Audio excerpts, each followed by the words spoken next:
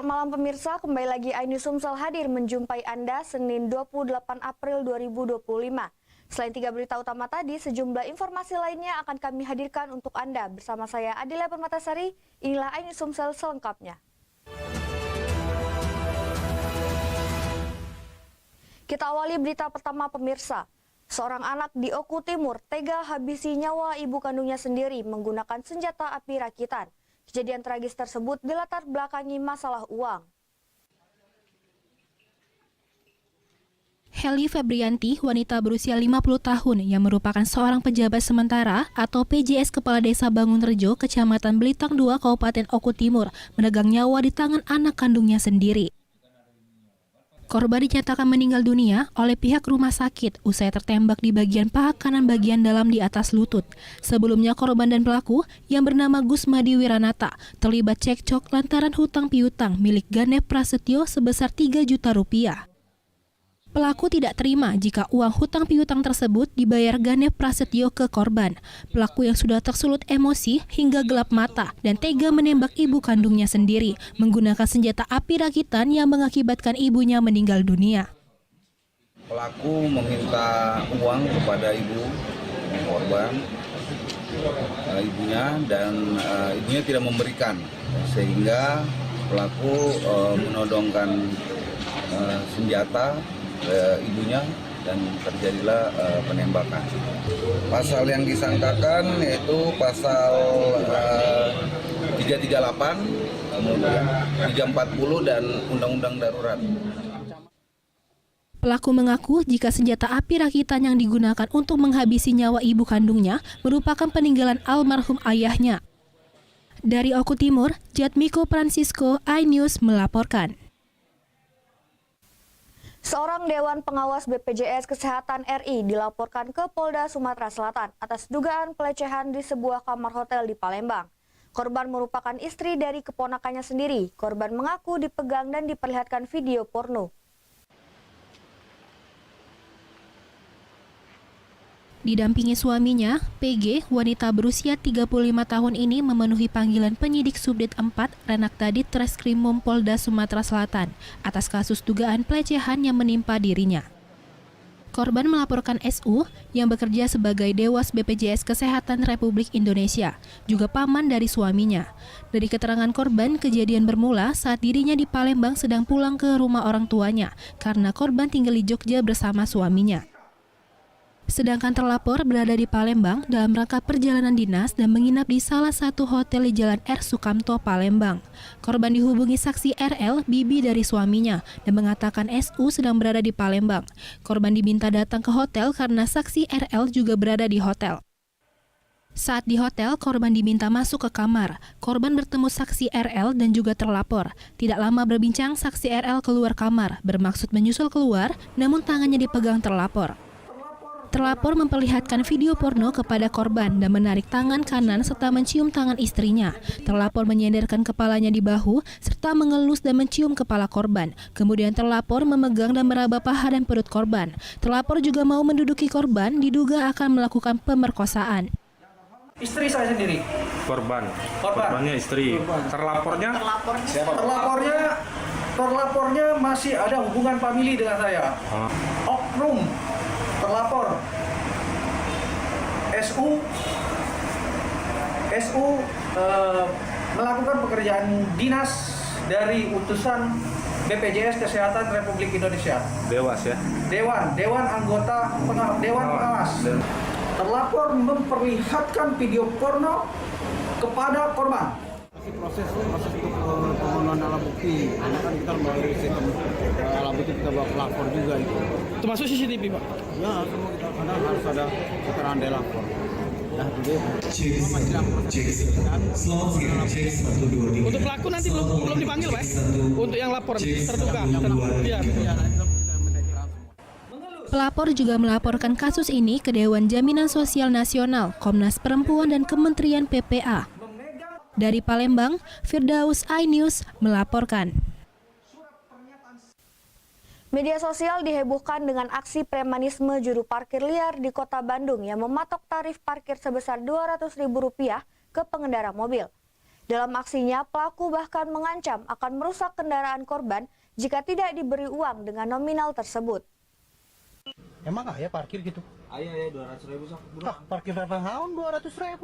Ini daerah orang kan tong loba ngatur ieu, mana asup ka daerah urang. Ya bisa gitulah Kak, kayak peraturan nanaon oge atuh. Justru eta peraturan teu urang. Inilah aksi premanisme seorang lelaki diduga juru parkir liar yang meminta biaya parkir kendaraan sebesar Rp200.000. Dengan nada lantang, sang juru parkir liar menuding kendaraan tersebut parkir di wilayahnya dan harus mengikuti aturan yang ia terapkan. Bahkan ia mengancam akan membuat mobil sang perekam lecet jika menolak permintaannya. Orang bertanggung jawabnya mau mobil mana lecetnya. Baik. Mendapati laporan tersebut, Wali Kota Bandung melalui PLT Kepala Dinas Perhubungan Kota Bandung, Asep Koswara, meminta pelaku segera diamankan. Kami lagi meneliti, menelusuri, dan mencari di mana lokasinya dan siapa pelakunya agar membuat efek jerah bagi pelaku-pelaku yang merugikan orang lain. Itu salah satunya. Karena itu salah satunya adalah bentuk dari premanisme. Sesuai peraturan Wali Kota Bandung nomor 66 tahun 2021, tarif layanan parkir untuk kendaraan besar bahkan sekelas truk kontainer hanya sebesar Rp7.000. Atas kejadian ini, Asep pun mengimbau setiap pemilik kendaraan yang berada di Kota Bandung untuk memarkir di lokasi yang dijaga juru parkir resmi. Dari Bandung, Jawa Barat, Billy Maulana Fikran, iNews melaporkan.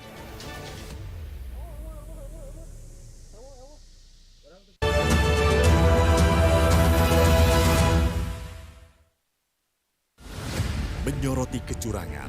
Udah ada wartawan yang masuk sini belum? Belum, ini baru Abraham. Kita harus punya keyakinan kalau kita menang. Menyuarakan keadilan. Sama potongan besi. Narapidana 7 orang kabur lewat gorong-gorong di bawah ini. Laporan mendalam dan eksklusif. Tempat khusus untuk memproduksi barang haram tersebut. AB Plus, setiap Senin pukul 8 malam di iNews. Mengenal lebih dekat anggota Kabinet Merah Putih. Bekerja keras, pembagian tugas, siap menjalankan tugas. amanah perumusan program terkait 30 menit bersama Kabinet Merah Putih setiap Jumat pukul 10 malam di iNews. Banyak sekali peristiwa besar yang terjadi dan menjadi sorotan. Ya, kita di sini kita interupsi. Oke. Wajib saya dengan ada pergantian lamban. Saya tidak percaya. Dari presiden di sana itu belum bukan tidak. Itu hal yang wajar. Siapakah raja kecil yang dimaksud? Tidak ngomong juga. Konsumen korban lagi, nggak dapat barang sekarang kita. Nah, ini pengawasannya juga lemah. Ya prosesnya belum selesai. Kan Anda mengoreksi. Dia lihat ke tempat lain. Jangan dipotong, Bang. Interupsi hanya di iNews.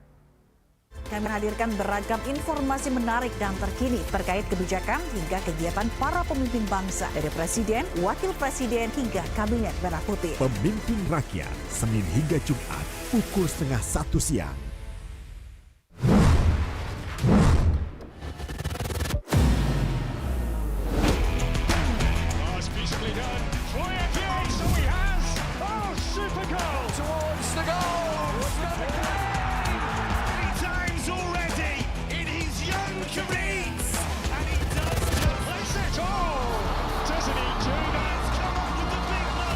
Bundesliga live, iNews Premium Sports.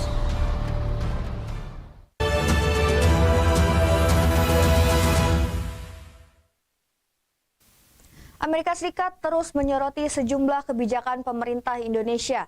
Amerika Serikat memandang sertifikasi produk halal menghambat perdagangan. Dalam negosiasi dengan Amerika Serikat, Presiden Prabowo tekankan Indonesia tidak akan mengemis kepada negara lain.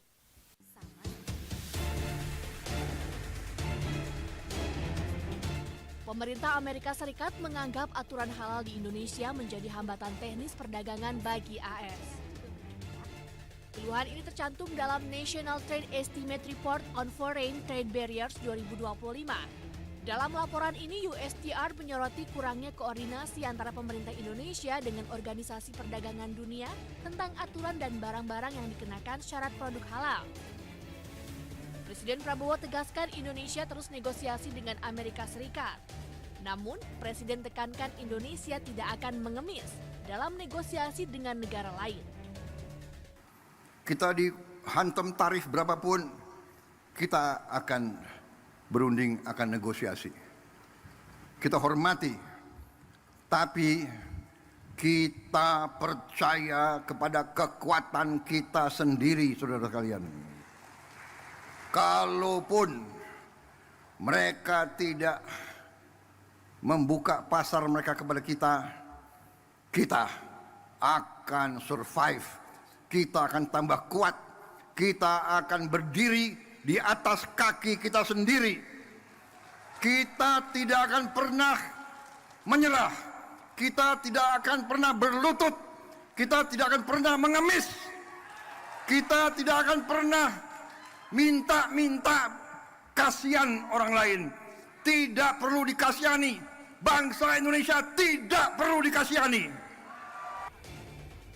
Selain sertifikasi halal, AS juga menyoroti banyaknya pembajakan dan penjualan barang palsu di Indonesia. Pusat Perbelanjaan Mangga 2 masuk dalam daftar hitam pemerintah Amerika Serikat sebagai pusat penjualan barang palsu dan sarang bajakan.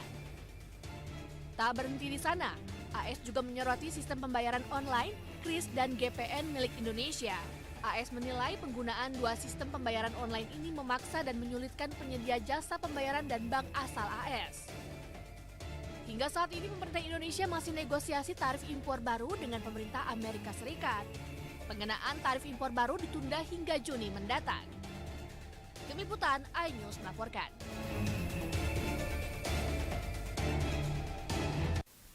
Gubernur Jawa Barat Deddy Mulyadi diduga menunggak pajak kendaraan mobil mewah miliknya sendiri senilai 42 juta rupiah. Namun Deddy Mulyadi membantah menunggak pajak kendaraan dan berdalih sedang menunggu proses mutasi dokumen.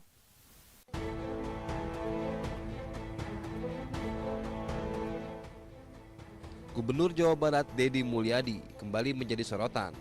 Namun, sorotan yang menuju ke Deddy kali ini bukan prestasi, melainkan kontroversi. Di tengah kebijakan pemutihan pajak kendaraan yang dikeluarkan oleh pemerintah provinsi, Deddy Mulyadi justru kedapatan belum membayar pajak mobil miliknya sendiri.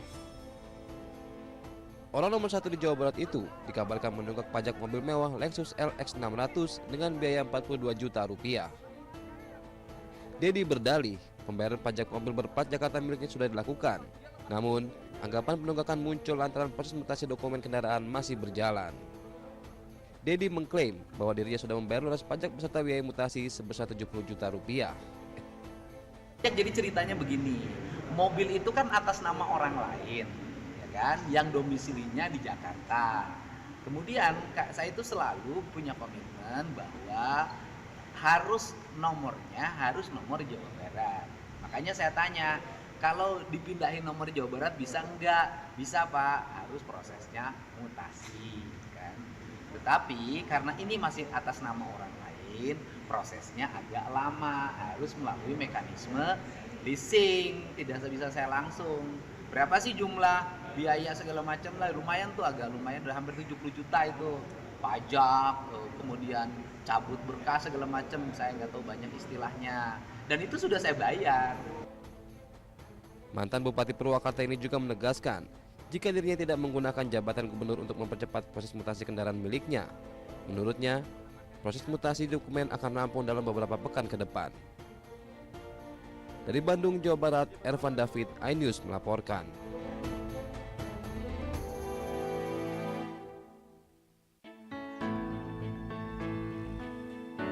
Inilah Muhammad Arman Maulana, anak 5 dari pasang suami istri Asmanto dan Endang Setiawati, warga Dusun Duku, Desa Melati 2, Kecamatan Perbaungan, Kabupaten Serdang Bedagai. Bayi dengan bobot tak biasa ini lahir melalui persalinan sesar di Rumah Sakit Melati Perbaungan. Bayi berjenis kelamin laki-laki ini diketahui memiliki berat badan 6.500 gram atau 6,5 kg serta panjang badan 50 cm. Selama proses kehamilan, sang ibu tidak pernah lakukan pemeriksaan USG. USG dilakukan saat usia kandungan sudah memasuki 9 bulan atau jelang lahiran. Nah, yang kelima. Kemudian lahir, berat badannya berapa Kak? Ini, 6,5 kilo. Belum Badannya tahu. besar. Belum tahu, tahunya ya WSG di dokter Berata. Dokter Berata. Oh, iya, Nggak ada, biasa aja makan. Jadi Kak, udah dikasih nama anak ini sekarang? Udah, namanya Muhammad Arman Maulana. Beruntung kondisi ibu dan bayi sehat pasca melalui persalinan sesar. Pihak rumah sakit pun mengaku bahwa kelahiran anak dengan bobot mencapai 6,5 kg merupakan kasus yang pertama. Ya, proses persalinan seperti proses persalinan yang biasa-biasa, tidak ada yang istimewa. Ya, kita pastikan bahwa perjalanan operasinya sampai selesai, sampai bayi, sampai ke ruangan, semuanya berjalan lancar, normal, dan bagus. Bahkan sebelumnya, anak ketiga dari pasangan ini juga memiliki bobot yang lumayan, di mana saat lahiran berat anak ketiganya mencapai 5,3 kg. Dari Serdang Bedagai, Sumatera Utara, Wahyu Rustandi, iNews melaporkan.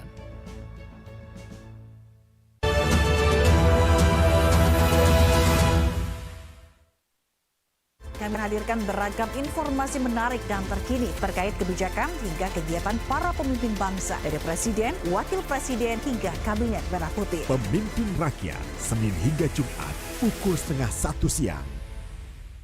Update informasi terlengkap menuju prime time berkualitas bersama iNews. Selamat sore pemirsa, Sukatani, Ramadan, Takjil, Sahurnya, hari tua, puasa. iNews sore setiap hari. Di iNews Room, hanyutan, hotelnya, kartu Pembunuhan Sri Teks, iNews Room setiap hari. iNews Prime 1 Ramadan. penumpang bersenja. dugaan pengoplosan, iNews Prime Senin sampai Jumat. Layus Malam, dan Profesi. Jawa Tengah, Bonggongan. iNews Malam setiap hari. Hanya di iNews.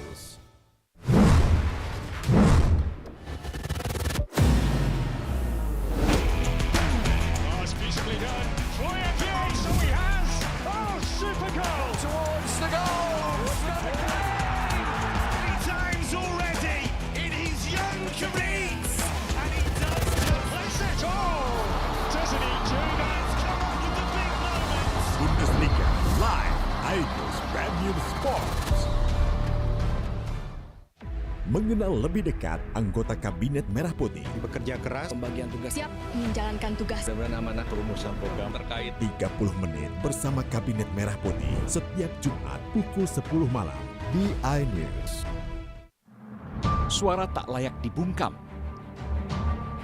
Intelektualitas perlu diuji. Integritas butuh konsistensi demi demokrasi yang hakiki. Suarakan kejujuran demi keadilan menuju kebenaran. Saya Aiman Wicaksono, saatnya rakyat bersuara.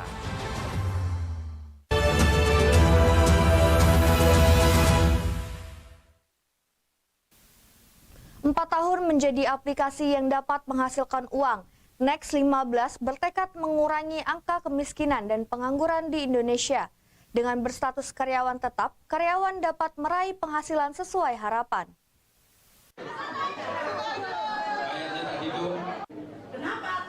Next 15 menggelar seminar di Hotel Ritz Kilometer 11 Palembang, Minggu 27 April 2025 kemarin. Direktur Regional Next 15 Ketut Oki di depan calon karyawan dan karyawan memperjelas bidang pekerjaan dengan arah dan tujuan pengembangan tim kerja. Ratusan peserta seminar terlihat sangat antusias mengikuti pelatihan yang diberikan. Tidak hanya dari Palembang, mereka rela datang jauh-jauh dari luar provinsi, yakni Lampung, Jambi, Medan, dan Bangka Belitung. Peserta seminar yang hadir mendapatkan berbagai informasi, pengembangan diri, dan juga dapat merekrut keluarga maupun teman sejawat untuk bergabung menjadi karyawan Next 15. Tujuannya jelas, yakni karyawan mendapatkan penghasilan sesuai harapan. Penyelenggara memberikan door prize kepada para peserta yang beruntung. Penyelenggara juga memberikan bonus kepada karyawan terbaik yang telah berhasil membuktikan diri melaju berkembang bersama tim mereka. Penyelenggara juga memberikan hadiah bagi para peserta yang dapat pertanyaan dengan benar dari penyelenggara.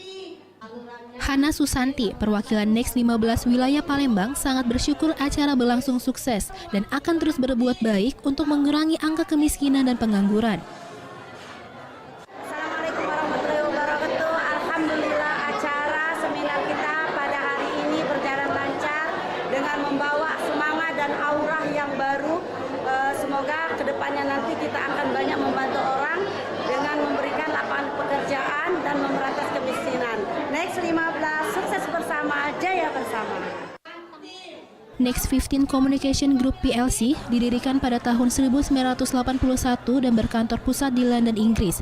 Dengan nama lengkap Next 15 Communication Group PLC, perusahaan ini awalnya fokus pada komunikasi dan pemasaran dan selama 44 tahun telah mengumpulkan pengalaman berharga di industri periklanan. Saat ini Next 15 telah berkembang menjadi salah satu perusahaan media periklanan terkemuka di dunia dan terdaftar di Bursa Efek di London Stock Exchange dengan kode NVG. Dari Palembang, Ahmad Syaiful, iNews melaporkan. Memperingati Hari Kartini, DPC PDI Perjuangan Kota Palembang menggelar lomba masak dengan berbahan dasar umbi-umbian. Umbi-umbian dinilai merupakan pangan olahan lokal, murah meriah, dan bernilai gizi tinggi.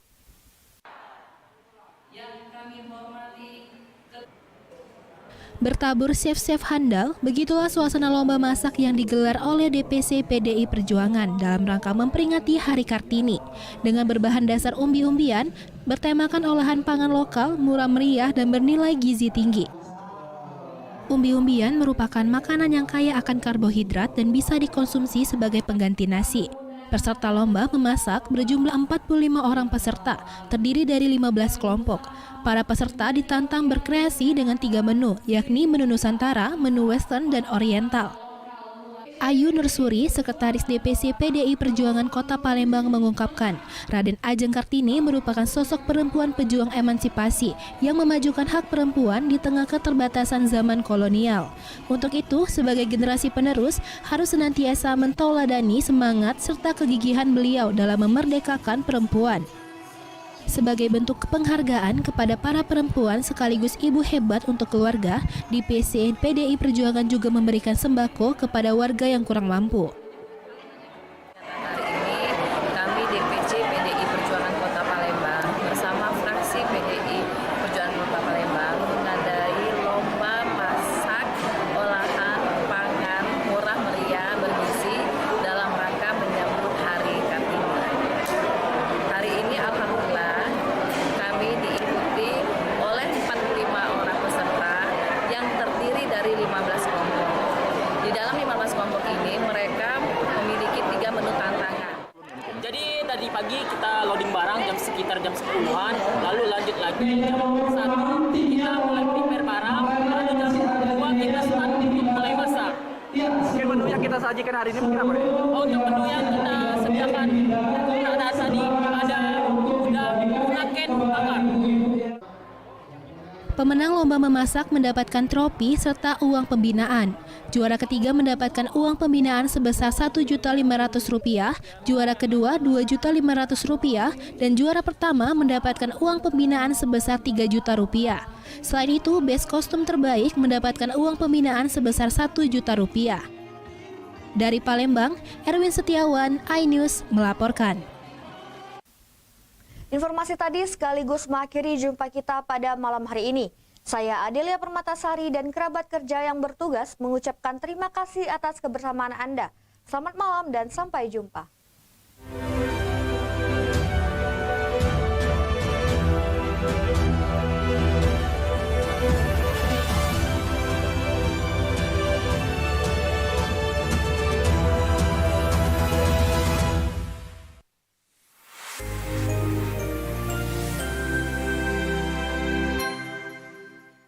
Saya Diandra Mukmin. Anda menyaksikan The Prime Show. Investigasi eksklusif. Apa yang melatar belakangi? Meragukan nasionalisme kalian. Kabur aja dulu. Menyebar kemanapun. Itu luar biasa. Mengupas isu-isu terhangat. Kerja di luar negeri. Bawa narkoba dari serang anggota TNI. Penyelidikan. Semua tanya akan dijawab dengan tuntas dan berkelas. Makin viral.